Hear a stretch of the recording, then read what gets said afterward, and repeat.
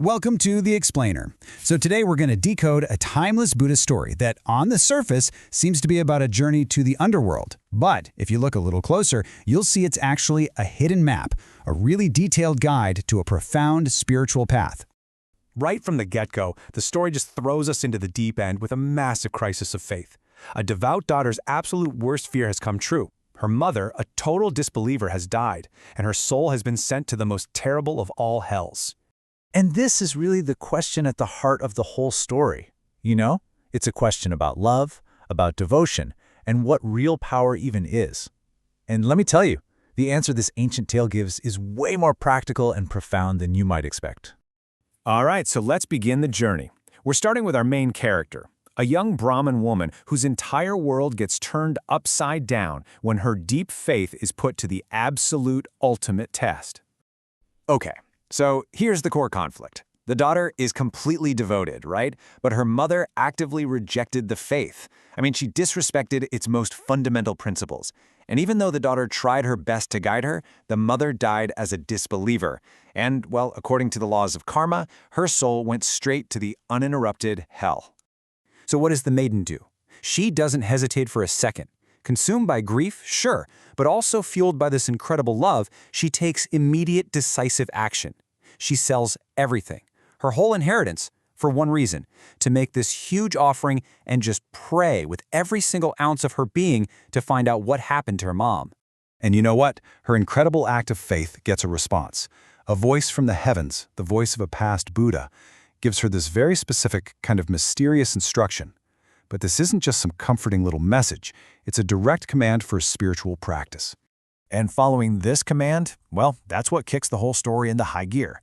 That simple instruction to just go home and concentrate becomes the key that unlocks the next, and honestly, the most terrifying part of her journey.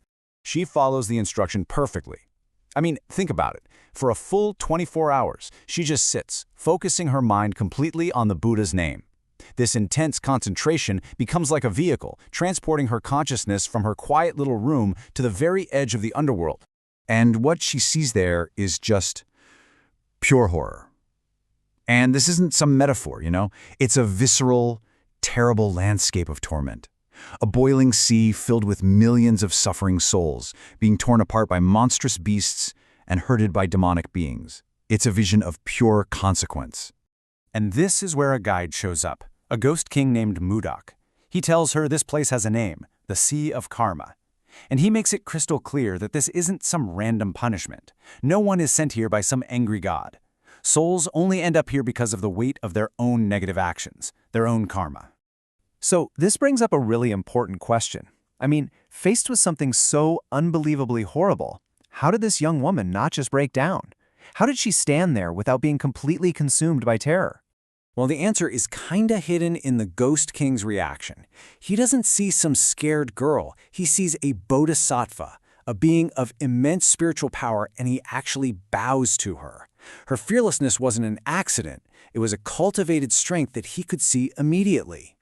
And this right here is the secret sauce. The simple instruction to focus on the Buddha's name was actually a super powerful meditation technique. By concentrating on just one single thing for 24 hours straight, she transformed her scattered, grieving mind into a focused, powerful instrument, one that was strong enough to withstand the horrors of hell. So when you really break it all down, her journey reveals the step-by-step development of what Buddhism calls the 5 powers. This wasn't magic. It was her absolute faith in the command, the amazing effort she put in, her constant mindfulness of her goal, the deep concentration she achieved, and finally, the wisdom to understand what she was truly seeing. Okay, so this brings us to the climax of the story.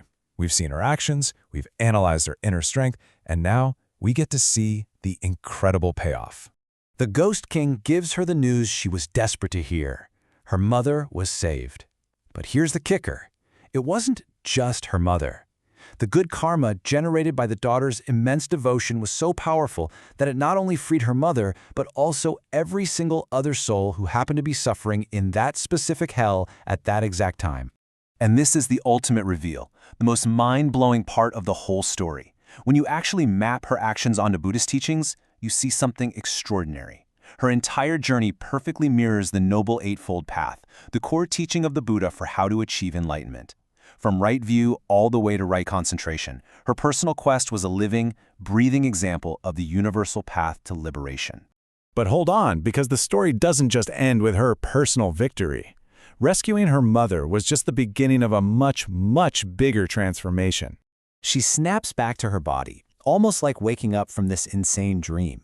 But now she has this new, profound sense of clarity. Her personal mission was done, sure, but the experience had fundamentally changed her. It gave her a much bigger purpose.